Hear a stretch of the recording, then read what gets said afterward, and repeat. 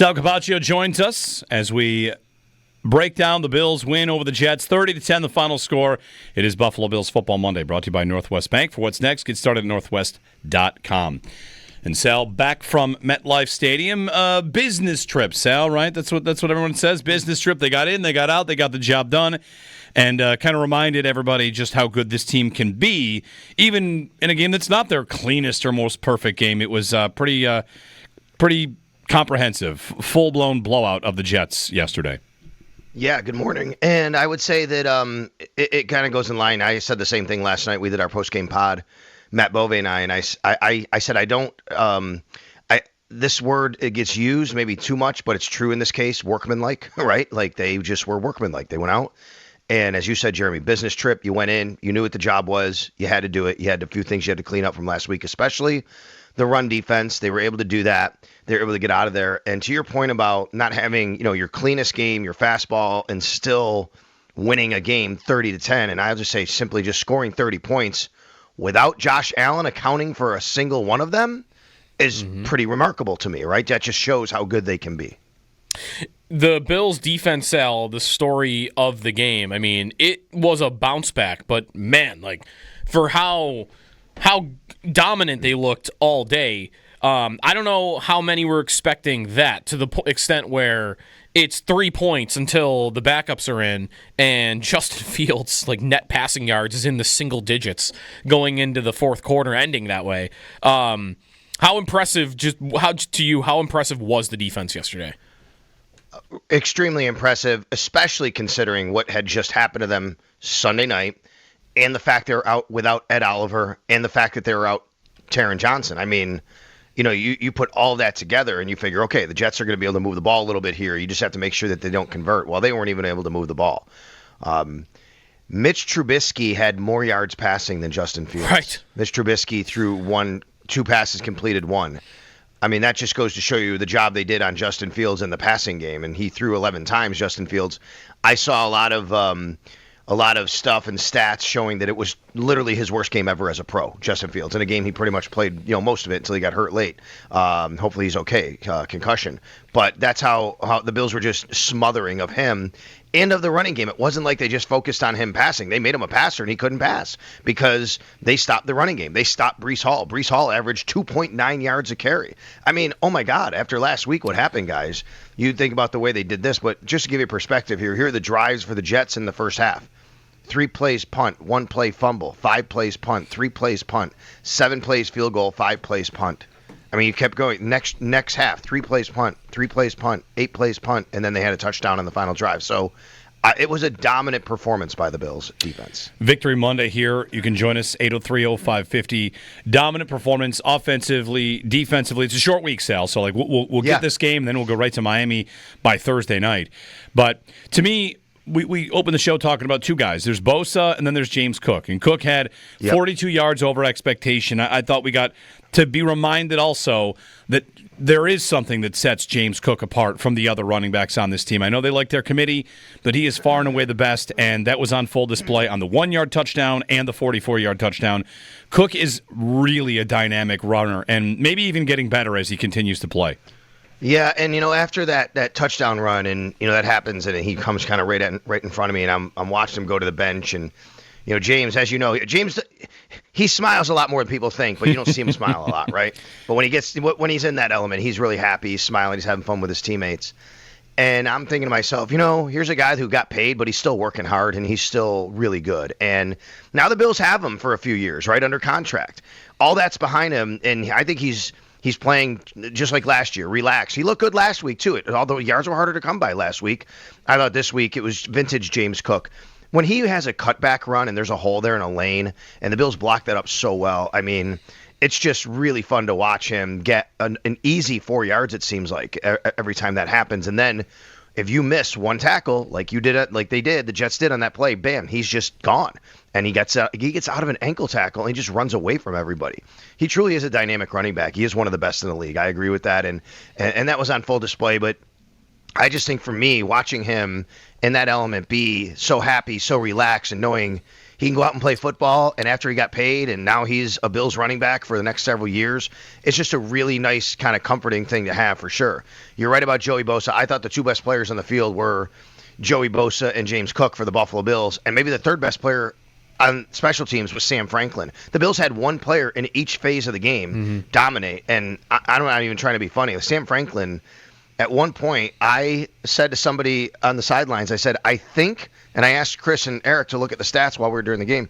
I said, I think Sam Franklin has made the tackle on every single kickoff. And at that point, it might have been true. He had three tackles just on kickoffs, which is incredible. Yeah. But the Bills had, it just goes to show you, this was, to back to your original point, Jeremy, a business-like, workman-like win, offense, defense, special teams, all three phases. One thing, Cook has 5 career 40-yard touchdown runs in the first half. He recorded his 5th in the first half. And since entering the league in 2022, he leads the league with 5 40-plus yard touchdown runs. To Franklin, as you mentioned, Sal, that's a testament to the Bills' new special teams coach, special teams coordinator, Chris Tabor, because he would have worked with Franklin and kind of said along the way, hey, trust me, this guy's an ace. Let's go get this guy. And the Bills make that move to get him. So to try and be better on special teams, that's a direct relationship with the coach they hired. The Bills, as you guys know, for years it's been debated, how many guys they want to keep just for special teams and things like that. And then because of the kickoff rules and everything like that, maybe for a while it became, okay, well, maybe you have too many here. But now they have specifically have at least one. And there are other guys that contribute on special teams, but he's really the only one I look down the roster and go, that guy's here just for special teams. That's your Tyler Matakevich. That's your Saran Neal. Not going to play on defense, really. He's just here for special teams. You could say, well, Jamarcus Ingram. Jamarcus Ingram filled in at nickel corner yesterday.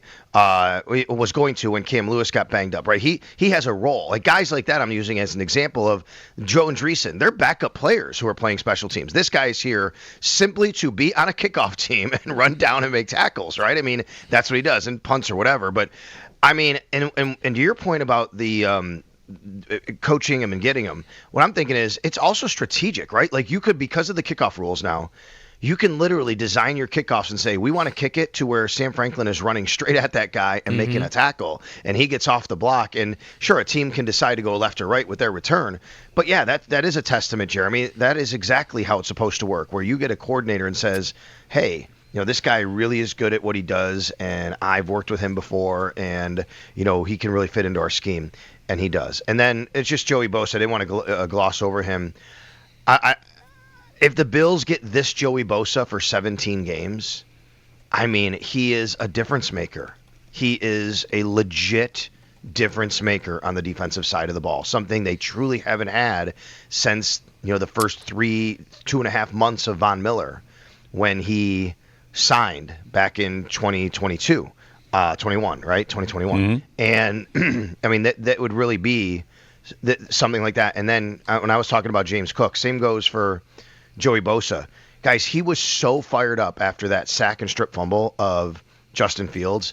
I mean, he was on the field going crazy with his teammates. He comes over. He was still showing his coach what he was doing. He was showing a teammate what he was doing. And afterwards, he's such a dry sense of humor. I don't know if you guys have ever talked to him. If you do, he's just a really deadpan, kind of dry sense of humor. He's super funny, and he's really kind of engaging. He doesn't mind talking. And I said, the first question I said to him in the locker room was, I said, I have not seen a 10-year vet as excited as you were. He goes, look at this guy, backhand a compliment, calling me old out here, right? That's the kind of guy he is, right? Yeah. And by the way, he just turned 30. He just turned 30 in this offseason. He's been in the league 10 years. I'm like, wait a minute, did you come in the league when you were 20 years old? It's like, yeah, and I turned 21 that first season. It's like a Tremaine Edmonds situation. But, I mean, with a 10-year vet, to be that fired up, and if he's healthy and for 17 games, you get that guy, I mean, that's truly the difference maker. Yeah. Sal, it'll be interesting to see how it plays out from here if he continues to play this well. And he had moments in that Baltimore game, too, so it's not just this is a one-off. You wonder what the Bills would feel about it because going forward. Because when they signed Von, at the beginning, it was excellent. It was amazing until he got hurt. And was there reason to think he was going to get hurt other than he was a little older? I don't know. I wonder how eager they'll be to extend him, or he'll be to stay. The contract is written kind of in such a way with void years where it would make sense for the Bills to want to extend him. So I don't know if it's this week, obviously, but it's something to monitor how this continues to go, how happy he is, and whether or not he could be an answer for more than just the 1-year deal that he signed for. So a lot of moving parts there, a lot of variables, but off to a great start. Off to a great start. I agree. And yes, you're right, Jeremy. I mean, obviously that's for down the road. I don't even know if the Bills would want to even look into that until after the season, see how things go, because you're right. I mean, I think it would be something, but you got to get through the season. You got to get through the postseason. But that's that you signed that guy to do what he did yesterday and to do it in more critical games even further, going further down the road. 803-0550. Mo was at the game. Mo in New Jersey. Hey, Mo. Good morning. Hey, good morning, guys. Thanks for taking my call. I had the privilege of sitting in a friend of mine. He's a CEO of a company called Helix Wireless.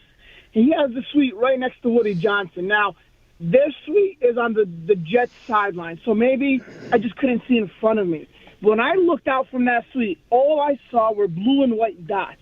I couldn't even tell you this was a Jets home game. This felt like a Bills home game. I've gone to plenty of Bills games, and this felt like a Bills home game. Every time there was something that happened good for the Bills, you hear the crowd cheer.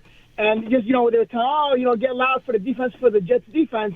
You can almost sometimes hear a pin drop. It was not literally that quiet, but it was that quiet. And it just, an overall great game by the team, maybe not the best by Josh Allen, but it was almost boring, right? You look up, it's 20-3, then 30-3, you're like, how did we get here? There's only one really big explosive play. And listen, I'm happy. I'll take it. It was a great performance by that defense, great bounce back by that defense. We saw the Jets put up 30-plus points last week. I thought, hey, this is going to be a really good offense. The sports talk radio down here was talking about how good this Jets offense is, and they were going to give the Bills a game. Everybody here, upset alert. And it's like, you know what? Yep. I don't think I've watched a game that I just didn't even sweat one bit. And it was the Bills... The Bills will take boring, right? I mean, they'll take boring if it winds up like that. I mean, I get it. I mean, if you blink, and it's already 20-3, and you're like trying to pick apart. Okay, well, they could have been up 27 by now, but and then look at the defense is doing, and all right, well, what's going on in the second half here? Get everybody healthy. I mean, that was the big thing to me. The second half was about you got a game in 4 days. Honestly, in the second half, you want to close it out, Definitely. but you got a game in 4 days. Rep management, and I'm thinking, okay, well, you got a game in 4 days. Like, how do you manage keeping this lead, not allowing the Jets any breathing room, but you got to get guys out of here, and the Bills started to do that a little bit. On the crowd point, I'm going to own it a little bit, guys, because I said earlier last week, I said, it's not like a lot of other places when you go with Bills fans there. There's Bills fans there, no doubt, but they're a little more dispersed because it's tougher. It's in New York. It's not like a destination type of place for a lot of these cities Bills go to. They go there every year. Guys, there were a ton of Bills fans in that stadium. And to Mo's point, if he was on that sideline looking, that's why he would see the Bills sideline was just filled with red, white, and blue. It was filled. The other sideline was not as filled. It's the Jets sideline, but oh my gosh, Bills fans really, really showed out and represented very well at MetLife yesterday. So the game coming up quickly on Thursday, Sal. Let's do the Barnes Firm injury report. Brought to you by the Barnes Firm. Injured for help, call 1-800-8-million. Of course, we'll keep an eye on Taron Johnson, but let's start with Josh Allen. I mean, he got hurt in this game, played through it, and what are we looking at for his prognosis going forward? Like, breathing, that was an issue. Like, I feel like every Bills fan was calling everyone they've ever known with a broken nose. Like, how's this work? What happens if you've never broken your nose? So, how did Josh come out of the game? Swelling? Are they monitoring that? What are we at?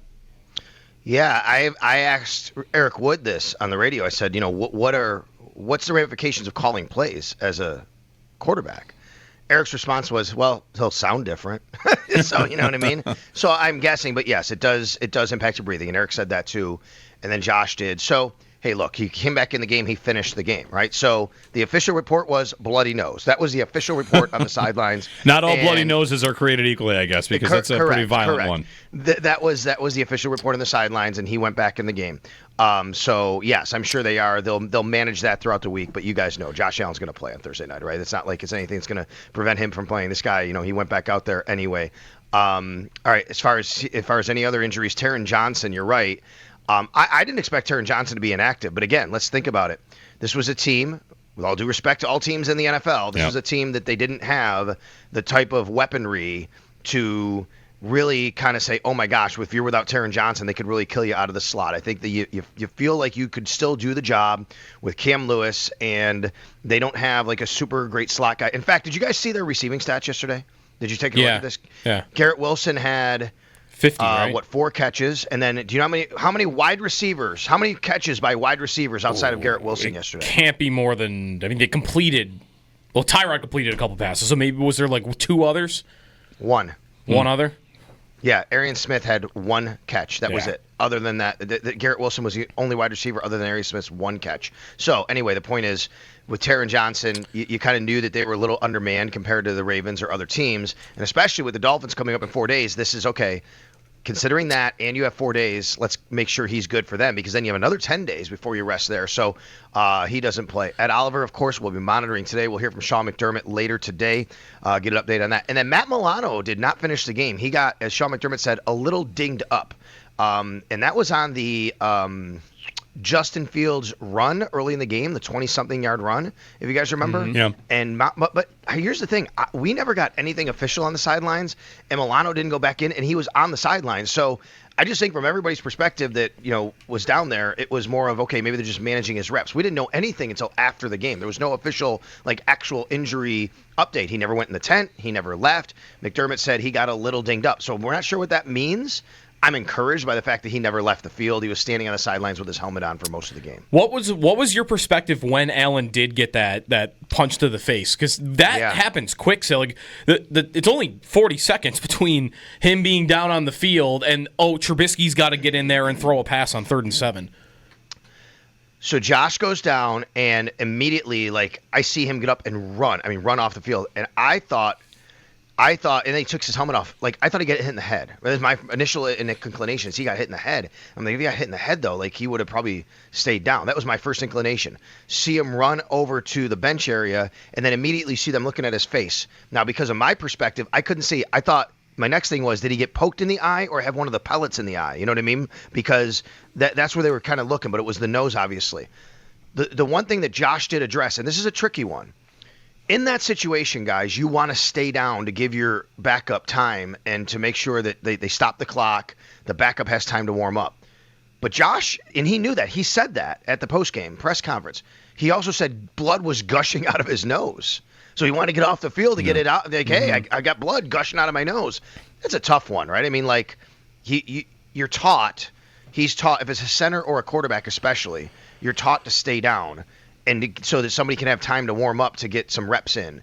But he's got blood gushing out of his nose on the field. You don't blame the guy for getting up and running off the field and go, oh my God, my nose, right? It's got to be a shock to the system, especially if it's never happened to you before. So it's even more. There's play calling. I don't know that you would know the answer to this too, but Trubisky's helmet would just have the play call already in there. They don't have to switch a switch. He has a green dot. He has a green dot because you guys know how this works. If you have a green dot, that's with the microphone in your helmet, right? You're only allowed one guy on the field on either offense or defense at a time with a green dot. So he's on the sidelines with a green dot already listening, and he's got an earpiece in. If he's not listening through his helmet, he can listen to an earpiece while he's on the sidelines. But because he's the backup, he's got his helmet there, and he can always hold it up. And then if he has to go in, he just puts it in, and bam, it goes. He's hearing everything Josh is hearing anyway. Gotcha. Before that, if that makes sense, Joe. Gotcha. Quickly, Dan in North Tonawanda has been waiting for a while. Dan, good morning. Good morning, gentlemen. What I just wanted to say real quick is, I think, Jeremy, you and I are close enough in age. So I remember the Jim Kelly years in the 90s, but I don't think I was old enough to remember it, but not old enough to appreciate it.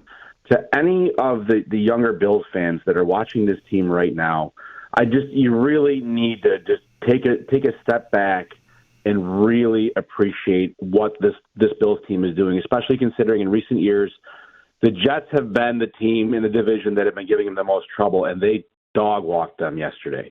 And if you want to look at just a tale of two different cities, look at the team that is coming in here on Thursday. You look at social media, you look at the press conferences. That team is devoid of energy. The head coach looks like a dead man walking. And I honestly, I think there's a good chance that if they do to Miami what they did to the Jets yesterday, they may be telling him to find his own way home. And I think that's a real possibility. So thanks, guys. I appreciate your call. Talk soon. Thanks, Dan. I think that is on the table at this point. It's got to be, right? I don't know what the appetite is for the owner, Stephen Ross, to move on from Mike McDaniel. But I would think, guys, they've given up 66 points in 2 games. I'll just to the Colts and Patriots. I'll offer this. Weren't they once accused of tanking? And if you are this bad, you're firing your coach for what? To hope to turn it around? Or would you just let him keep going, let the season go? I'm only saying because the owner himself. Didn't they get penalized for Brian it? Flores, the accusation was he was offered money to lose games. So, in this spot, I think it could go south for Miami really quickly, and I think the owner might have a mind to say, you can keep coaching. Go ahead. Let's go 2-15. Yes, you're 100% right with that thought. But, and I'm not telling you Tua is an elite quarterback, but if you're going to do that with Tua as your quarterback, I think that's very hard. Oh, right? He's good enough to win games. You would think, but to go 0-3, I just don't know who they would hire to try and turn it around. Who's in the building that's going to, be the turn it around? Ben Slowick. Bobby Slowick or Ben Slowick? Sorry, Bobby Slowick, yes. Of the Texans offensive coordinator a couple years ago. The owner might just not want to be getting embarrassed on a week in and week out, I guess. But after the Bills, though, their schedule. They have the Jets and Panthers. All right. Well, they got to win a couple there. All right, Sal Capaccio. He'll be up for the Northtown Automotive Extra Point Show coming up at 10. It is a Victory Monday. Thank you, Sal. You guys got it. Sal Capaccio. We'll talk with Chris Brown at 8:30 as we do on Buffalo Bills Football Mondays. It's Victory Monday. And Football Mondays brought to you by Northwest Bank. For what's next, get started at northwest.com. Of course, the Dolphins here for Thursday Night Football. That'll be an Amazon Prime game. And it'll also be on the air locally. But for those of you out of the market, Prime is where you're going to have to get that if you are out of the market. 803-0550, 1-888-550-2550. Take a look around the AFC, folks. Come on. Could it possibly look better? Not celebrating an injury to Joe Burrow, just it's realistic. It happened.